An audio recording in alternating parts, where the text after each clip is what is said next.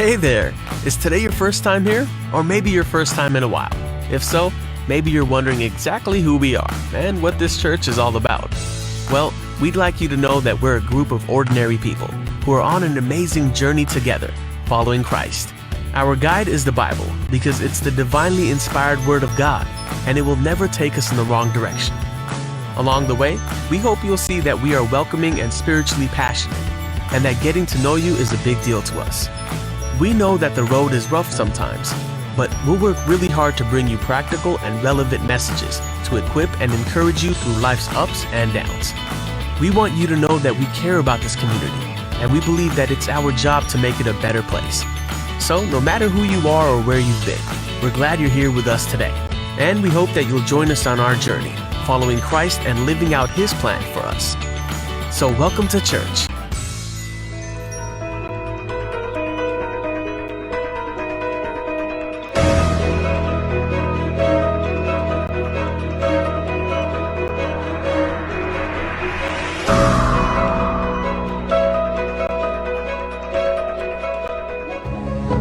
Magandang umaga po sa lahat ng mga nasa tahanan. Ayan, inaalihan ko po ang bawat isa na tumayo sa inyong kinahihigaan o kinauupuan.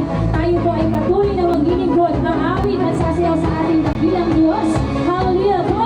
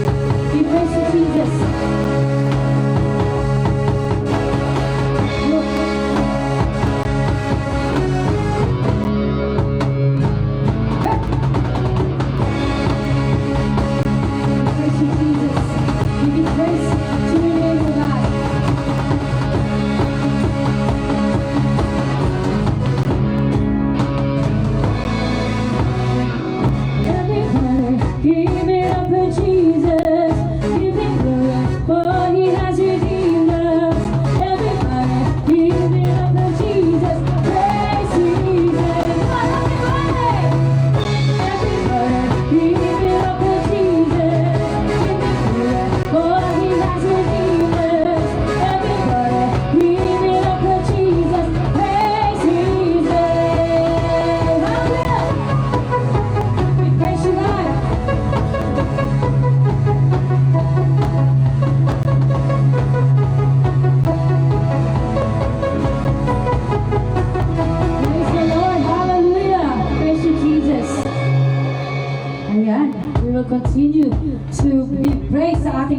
dakilang Diyos. Kaya ngayon pala mga nanonood dyan, tumayo pa rin kayo, manatili kayo na nakatayo dahil aawit tayo ng patuloy sa ating dakilang Diyos. Hallelujah!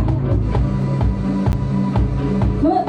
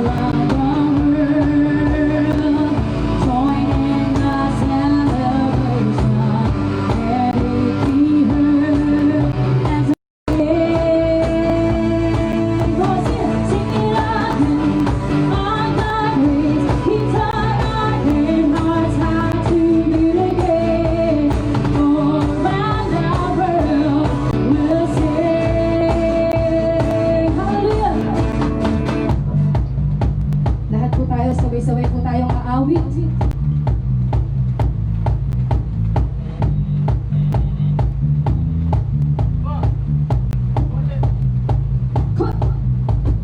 Every tribe and nation, come and join the celebration. Every heart and generation, sing, let it begin, let it begin.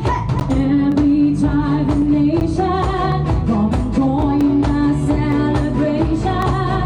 Every heart and generation, sing, let it begin, let it begin. One, hallelujah, Jesus.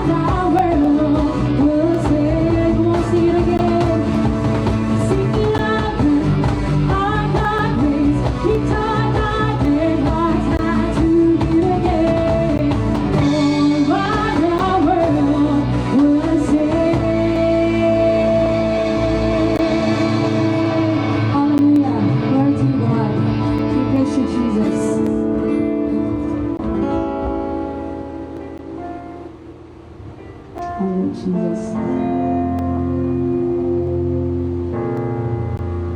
Ngayong umaga na ito, inaanyayahan ko po na ang bawat isa sa kanilang mga tahanan ay ipikit ang inyong mga mata na hingin ang presensya ng Panginoon. Wala na po tayong ibang kailangan pa. Sa panahon ngayon, marami po ang naghihirap, maraming sugatan, maraming may mga karamdaman, pero isa lamang po ang ating kailangan.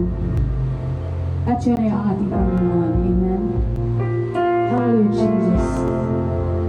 Come and feel the presence of God right now. Kung nasaan man kayo sa bawat sulok ng inyong mga tahanan. And open your lips to the Lord. Give praise and give worship to His name. Hallelujah, Jesus. At sabihin mo sa sarili mo, Lord, sabihin mo sa Panginoon, Lord, Ikaw ang kailangan ko. Lord, I need You. I need You, Lord. I need You, God, at this moment. Hallelujah, Jesus. Come on, continue to worship the Lord. Oh, Jesus. Oh, I need You, God.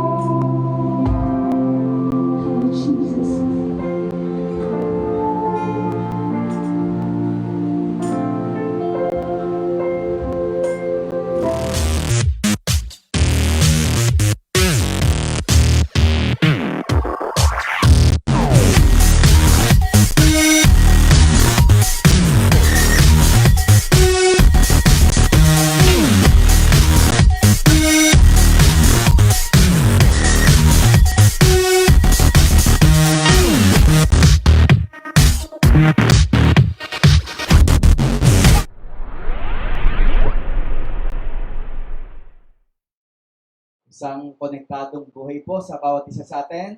Welcome po sa ating pong August series, Connected. And our third topic for today is connected to church. Mahalaga po ang bawat isa sa atin ay konektado. Una, konektado sa Diyos. Pangalawa, konektado sa leader. At pangatlo, konektado sa church. Ano ba ang church? What is church? Yung salita pong church ay galing dun sa salitang ecclesia, which means the called out ones. Meron pong tinatawag na metaphor of church. Ibig sabihin po nung metaphor, kahalintulad. Saan ba hinalintulad ang church? Knowing the metaphors of the church is knowing the importance of connection to it. Apat na bagay na kung saan ay inihalintulad ang church. Number 1, the church is the body of Christ. Ang church daw po, the called out ones, mga believers of the Lord Jesus Christ. It is the body of Christ. Kaya kung ikaw ay kasama ka sa tinawag ng Panginoong Jesucristo, ibig sabihin, bahagi ka ng katawan ng Panginoong Jesucristo.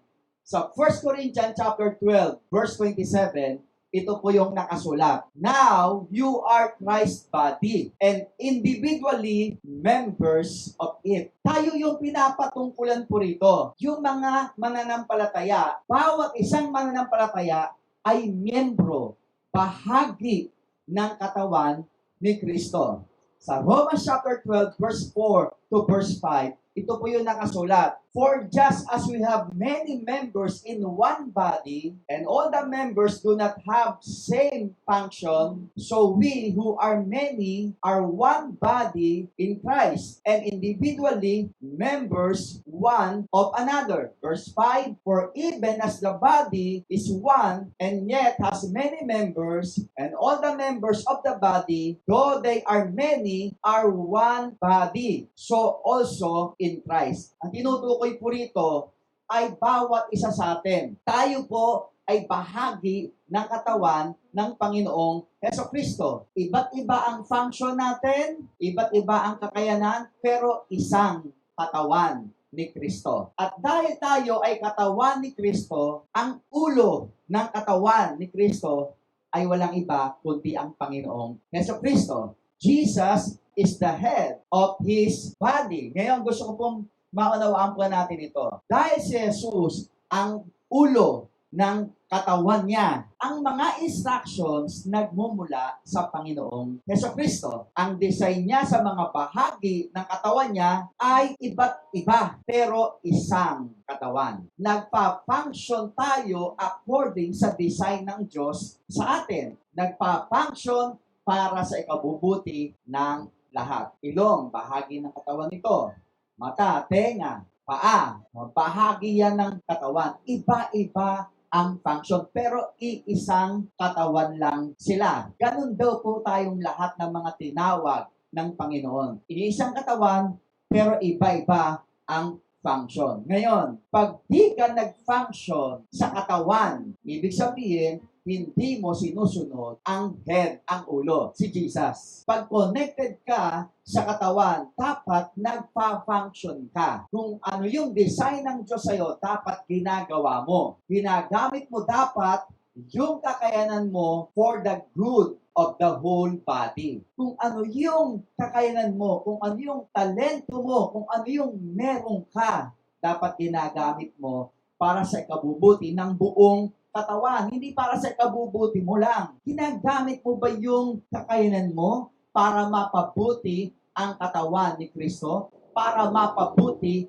ang church? Pag di ka connected sa katawan, sa tingin mo, connected ka kaya kay Lord? Maganda pag-isipan ko yan. Halimbawa, itong kamay, hindi connected sa katawan, putol. Sa tingin nyo, itong kamay na ito, kung putol at hindi connected sa katawan, connected sa ulo? Mukhang hindi, di ba? Kailangan mong maging connected sa katawan. Pag di mo ginagamit ang kakayanan mo para sa ikabubuti ng katawan, ng church. Ibig sabihin, sa tingin mo, matutuwa ang head, ang ulo? Siyempre, hindi. Bakit? Ang lumikha sa katawan ay ang ulo, si Jesus Christ. Kung yung talento mo, kung yung kakayanan mo, kung yung binigay sa yung gift ng Diyos, hindi mo ginagamit para sa kabubuti ng kanyang katawan, sa tingin ko po, hindi natin nabibigyan ng kaluguran ang ulo, si Jesus Christ, na siyang may likha sa katawan.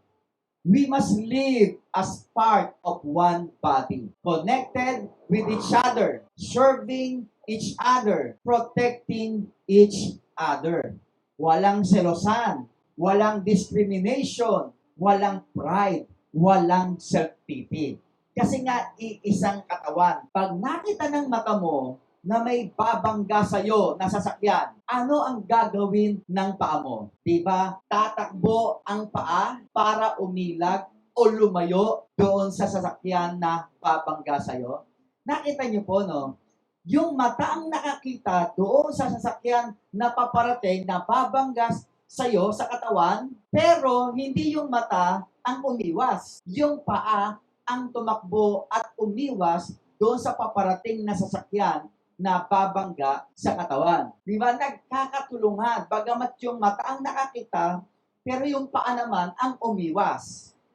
Pag nakita ng mata mo na may susuntok sa'yo, ano gagawin mo? Di ba sasalagin ng kamay mo yung suntok? Yung mata ang nakakita, pero yung kamay ang promotekta. Another illustration. Pag narinig ng tenga mo na may malakas na pagsabog, ano gagawin ng kamay mo? Di ba tatakpan ng kamay mo yung tenga mo? At titignan ng mata mo kung saan galing yung pagsabog. At yung paa mo naman, tatakbo palayo doon sa sumabog. Iba't ibang bahagi, mayroong iba't ibang function, pero iisang katawan, nagtutulungan, nagpoproteksyonan. Pag nasaktan ng pisngi mo, halimbawa may sumampal sa'yo, o braso mo, o katawan mo, o hita mo nasaktan, ano ginagawa ng kamay? Diba? Hinahaplos ng kamay yung bahaging nasaktan. Sana magkaroon tayo ng realization. Bawat isa sa atin, bahagi ng katawan ni Kristo. At dapat meron tayong ginagawa sa katawan ni Kristo, sa church, para ito ay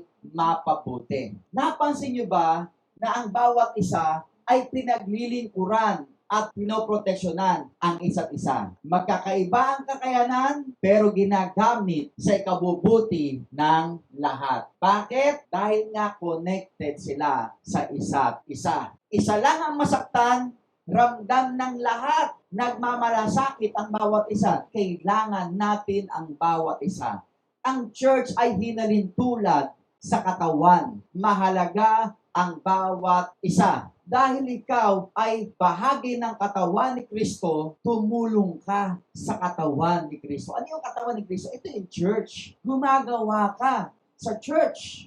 Nagse-serve ka sa church kasi nga bahagi ka ng katawan ni Kristo. Merong kang function, may talent na binigay ang Diyos sa iyo at inaasahan ng Diyos na gagawin mo yung bahagi mo, yung function mo. Tandaan po natin ito. Sa church, ikaw ay kumonekta. Ang ulo ay mapapasaya. Ang ulo, walang iba, kundi ang ating Panginoong Jesucristo. At tayo ang kanyang katawan. Number 2, the church is God's family. Yung mga mananampalataya, yung mga tinawag ng Panginoon, tayo ay pamilya ng Diyos. Sa Romans chapter 12, verse 10 to verse 13, be devoted to one another in love. Honor one another above yourselves. Verse 11, never be lacking in zeal, but keep your spiritual fervor, serving the Lord. Verse 12, be joyful in hope, patient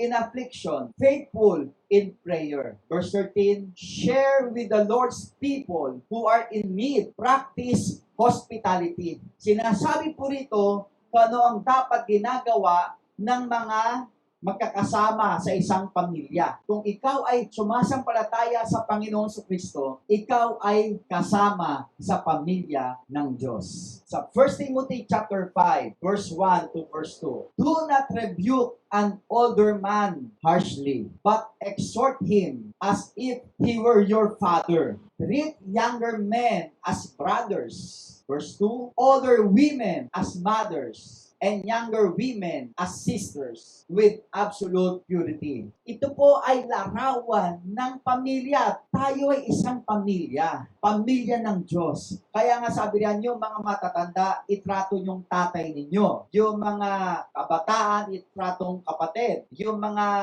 kababaihan na matatanda, itratong nanay. Sa Galatians chapter 6 verse 10, so then, as we have opportunity, let us do good to everyone, and especially to those who are of the household of faith. Ang mga mananampalataya, tulad sa isang pamilya. Tayo bilang isang pamilya ng Diyos, we must live as a member of one family, God's family. Connected with each other, loving one another, honoring each other, praying for one another, caring for each other, encouraging each other, and doing good to each other. Tayo ay pamilya ng Diyos. Ito yung dapat na nakikita sa atin. Konektado tayo sa isa't isa. Di ba po, masarap ang may pamilya? Pag may pamilya ka, meron kang uuwian. May magmamalasakit sa iyo. Ang tanong, member ka na ba ng pamilya ng Diyos? Sa pamilya ng Diyos ang pinakamagulang natin. Ang Diyos ang pinakatatay natin at tayo ay mga anak niya. Marami pong kabataan, broken family sila. O yung iba, wala talagang pamilya. Pag napunta sila sa church, first time sila sa church, pag tinatanong ko, kinakamusta ko, ayaw nila sa loob ng bahay. Bakit? Broken family. Kaya pag napupunta sila sa church, nakakaranas sila ng isang family atmosphere. Kaya nga, yung mga kabataan, nawiwili sa church. Bakit? Kasi ramdam nila yung family atmosphere. Lahat ng mga mananampalataya ng Panginoong Kristo, tayong lahat ay isang malaking pamilya. God's family. Spiritual family. Sabi nga sa Bible, sa Psalm 27 verse 10, iwan man ako ng aking mga magulang, meron pa din akong Diyos na aasahan. Tandaan po natin ito. Sa church, ikaw ay kumonekta. Ikaw ay magkakaroon ng pamilya. Pangatlo, the church is like a building.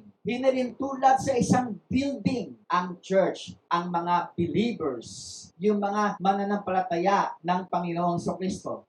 Tulad sa building. Sa Ephesians chapter 2, verse 20 hanggang verse 22, built on the foundation of the apostles and prophets, with Christ Jesus Himself as the chief cornerstone. Verse 21, in Him, the whole building is joined together and rises to become a holy temple in the Lord. Verse 22, in Him, you too are being built together to become a dwelling in which God lives by His Spirit. Yung mga sumasampalataya, tayo ay hinalintulad sa isang building, joined together. At patuloy tayong binibuild para tayo ay maging dwelling place ng Diyos, ng Kanyang Espiritu. We must live as whole building, one building that is joined together. Sabihin natin, joined together, pursuing holiness. Ang pinaka-objective nito, hindi lang tayo joined together, nagkakaisa, binibuild tayo ng Diyos toward holiness. Tayo ay konektado sa isa't isa. Nagsusuportahan, building up each other toward holiness. Bawat bahagi ng building ay mahalaga para suportahan ang isa't isa, para pagtibayin ang bawat isa. Nagtutulungan tayo para maabot ng bawat isa ang kabanalan. Isa ka sa materyales at bahagi ng building, mahalaga ka.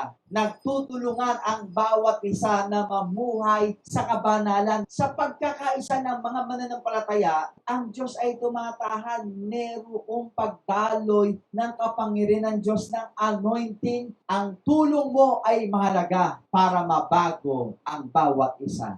Yung pagkakaisa ng mga mananampalataya, it is toward holiness, it is toward righteousness, it is toward transformation. Tandaan natin ito. Sa church, ikaw ay kumonekta, kabanalan ay maaabot ng bawat isa. Pang-apat at panguli, the church is a fellowship. Sa Acts chapter 2, verse 42 to verse 46, and they devoted themselves to the apostles' teaching and the fellowship, to the breaking of bread and the prayers. Verse 43, and all came upon every soul, and many wonders and signs were being done through the apostles. Mahalaga pala na ang mga mananampalataya ay united at ang nagiging resulta ay miracles. Verse 44, and all who believed were together and had all things in common. Verse 45, and they were selling their possessions and belongings and distributing the proceeds to all as any had need. Verse 46, and day by day, attending the temple together and breaking bread in their homes, they received their food with glad and generous hearts. Yung mga mananampalataya ng Panginoon Kristo, lagi silang nagsasama-sama. Nagpe-fellowship sila. At dahil doon, pinupay ng Diyos ang kanilang mga pangangailangan. Sa Acts chapter 4, verse 34 to verse 37, that there were no needy persons among them. For from time to time, those who owned land or houses sold them, brought the money from the sales. Verse 35,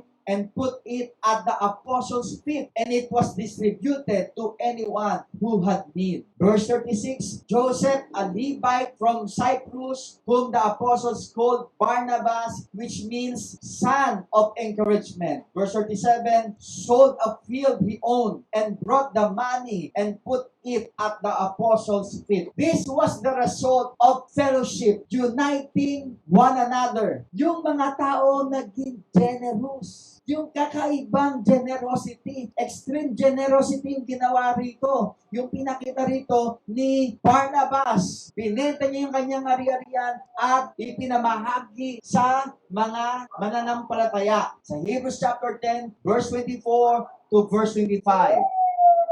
Let us consider how we may spur one another on toward love and good deeds. Verse 25, not giving up meeting together as some are in the habit of doing, but encouraging one another, and all the more as you see the day approaching. Tayo po bilang mga mananampalataya ng Panginoon Kristo, we must live as people of God with one heart and mind. Merong iisang damdamin, iisang puso, iisang kaisipan. Connected with each other. Ito yung common denominator ng lahat. They learn together, share blessing with one another, praying for one another, helping each other, worshiping together, and encouraging each other. Tandaan po natin ito. Sa church, ikaw ay kumonekta, makakasumpong ka, hindi lang ng pamilya, kundi kapuso pa. Dito hinalintulad ang church. It is the body of Christ. It is God's family. It is like a building. It is a fellowship. Ang tanong, are you connected to the church? Bahagi ka ba ng church, ng mga believers of Jesus Christ? Kung sinasabi mong believer ka ng Panginoon Kristo,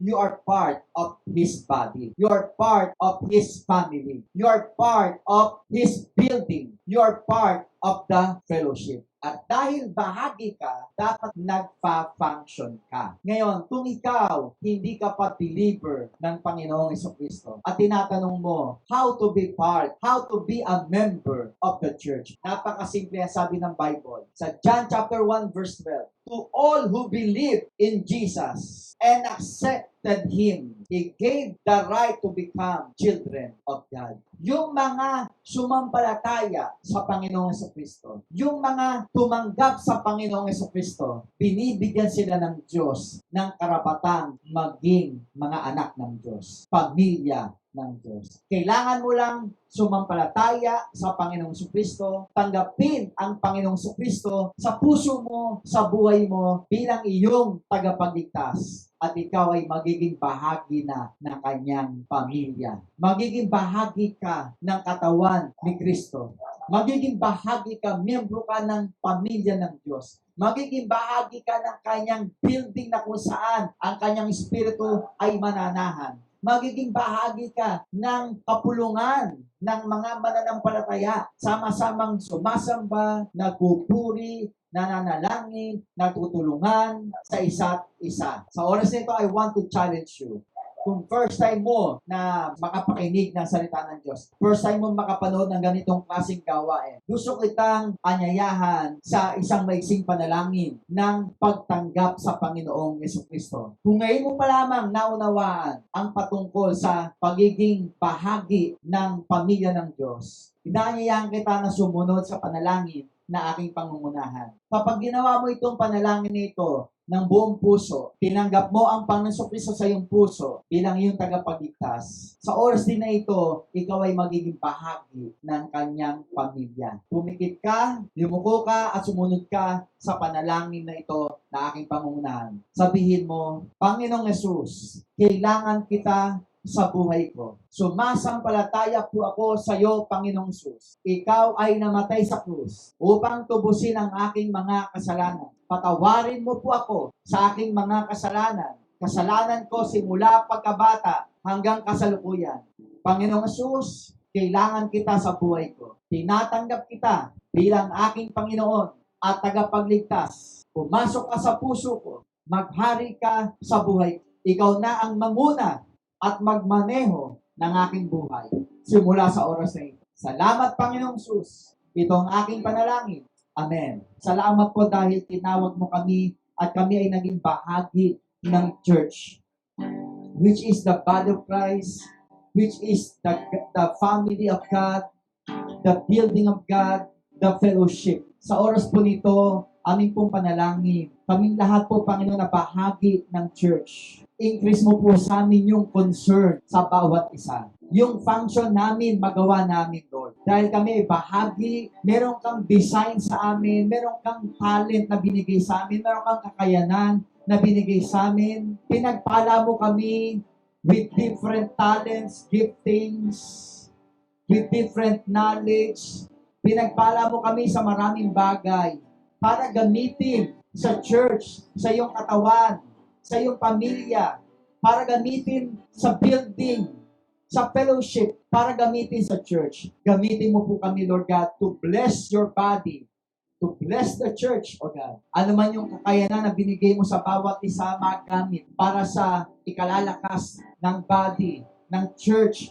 And right now, we take this opportunity to pray. Sino man po ang merong sakit, touch them, Lord, and heal them completely. In the name of Jesus. Sino man po sa katawan mo, O Diyos, ang may sakit. Sino man po sa mga viewers ang may sakit, touch them, Lord. Strengthen them. Heal them completely. Pagpalain mo po yung mga trabaho nila, pamilya nila, Panginoon. We pray for salvation sa kanilang pamilya. We pray for promotion sa kanila. And Lord, we pray also, Lord, sa mga frontliners, protect them. Yung mga nag-positive sa virus, under investigation, under monitoring, touch them and heal them all. Maghari po kayo sa aming bansa. Maghari po kayo sa aming gobyerno, aming presidente, hanggang barangay officials, pangunahan mo po. Hindi magkamali sila sa mga desisyon nila. Lord, lahat ng tulong from the government makarating sa mga families. Ang korupsyon, hadlangan mo, expose mo, Lord. Maghari po kayo sa aming bansa. Patawarin mo po ang aming bansa. Pag yung ibang mga bansa, Panginoon, pagalingin mo po, patawarin mo po. We pray for Jerusalem, for Israel. Let there be peace in Jerusalem, in Israel. We pray for Lebanon. Let there be peace. Let there be salvation sa buong Lebanon in the name of Jesus. Lord, kami po bilang body of Christ, bilang church, hindi lang sa CHM family, kundi sa buong body of Christ, sa buong Pilipinas, at sa buong mundo. Lord, we pray, palakasin mo kami, pagkaisahin mo ang buong body of Christ, sa buong Pilipinas, sa buong mundo. Pagpalain mo, Panginoon. Patatagin mo po at lahat kami bilang bahagi ng body of Christ mag-function. Kung may mga believers May mga bahagi ng katawan na hindi nagpa-function, Lord, revive them. Yung mga believers na na-lockdown, revive them. Speak to them, Lord. Minister to them. Strengthen them. Sustain them, Lord. Yung mga nakalimot na sila ay bahagi ng iyong katawan. Hindi na sila nag-function. Nagkulong na lang sila sa bahay nila. Wala na silang ginawa. Hindi na sila sumuport sa church. Hindi na sila sumuport sa gawain mo, Panginoon. Natakot na sila. Naging self-centered sila. Lord, revive them. Lord, yung mga dating sa leader na wala nang ginagawa, revive them. Yung mga dating sumusuport sa church financially, ngayon hindi na sumusuport, revive them. Yung mga binigyan mo ng talent, Lord God, to lead the worship, ngayon hindi na pinagagamit yung mga talento nila, revive them, O God. Yung mga dating, Lord God, na faithful, pero ngayon, Lord, nawala na, hindi na sila naging tapat nung dumating itong pandemic na ito, revive them, O God. Dati sila nagpa-function, pero ngayon hindi na, Lord, revive them. Yung napuno ng takot, napuno ng pangamba, revive them. Yung mga na-paralyzed because of fear of virus, revive them, O God.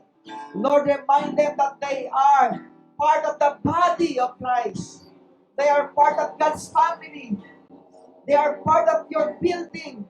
They are part of the fellowship, O God. Remind them and help them to function according to your design for their lives, O God. Revive them, O God. Revive the body of Christ. Revive the family of God. Revive, Lord God, all the parts of the building, your building. Revive them, O Lord. Yung hindi na gumalaw, hindi na nag-function, revive them, O God. Yung mga leaders ng church, revive them. Yung mga disciples, Lord, revive them, O God. Revive them all. Yung nakalimot na, that they are part of the fellowship, part of God's family, part of the body of Christ, revive them. Kilala mo po silang lahat, Lord. Revive them all. Yung mga hindi na sumusuport, revive them. Hindi na ginagamit ang kanilang talent, revive them. Revive them all, O God. Help them to be connected once again to the church, to the body of Christ, to the family of God, to the fellowship, to your building, O God. Revive them all in the name of Jesus. Lord, right now, touch them all. Touch them all. Minister to them. Speak to them all. Yung mga na-paralyzed na, Lord, because of fear, revive them. Yung mga wala nang ginawa because of fear, revive them. Yung mga hindi na sumuporta because of fear, revive them. Ano may dahilan bakit hindi na sila gumagawa, Panginoon, nagpa-function as part of the body of Christ, as part of God's family, as part of the building, as part of the fellowship, Lord, revive them. Kinakancel namin ano man yung naghihinder sa kanilang pag-function in Jesus' mighty name. Kinakancel namin in Jesus' name. Increase their faith, increase their trust in you, Lord. Revive them all, Lord. Maraming po salamat sa aming panalangin sa pangalan ng aming Panginoong Jesus. Amen. Before we end, I just want to remind each and everyone, we are part of God's family, part of the body of Christ, part of His building, part of His fellowship. Kaya po kailangan nagpa-function po tayo according to our design, according to the talent, according sa gift, according doon sa binigay sa atin ng Panginoon. Let us function well. At gusto ko rin po pasalamat doon sa mga patuloy na sumusuporta sa gawain ng Panginoon. Yung mga sumusuporta bago pa mag-pandemic at hanggang ngayon nagsusuport pa rin sa gawain ng Panginoon. Salamat po sa inyo. Doon sa mga nung nagkaroon ng pandemic, hindi na sumuport, hindi na nakita, hindi na pinagamit yung mga talent sila, wala nang ginawa sa gawain ng Panginoon. I want to challenge you and encourage you na ituloy po natin yung mga magagandang bagay na ginawa na natin nung una na umpisahan na natin before pa ng pandemic. Huwag po tayong pa-lockdown sa kaaway. At sa oras din po nito, I just want to remind each and everyone yung ating mga online trainings, yung Start After New Life, Life Class, SOL1, SOL2, online training po yan. Kung hindi po kayo nakakasama riyan, kausapin niyo po yung leader ninyo para ma-add kayo doon po sa private group kung saan doon po yung ating mga trainings na ginagawa. God bless po sa bawat isa po sa atin.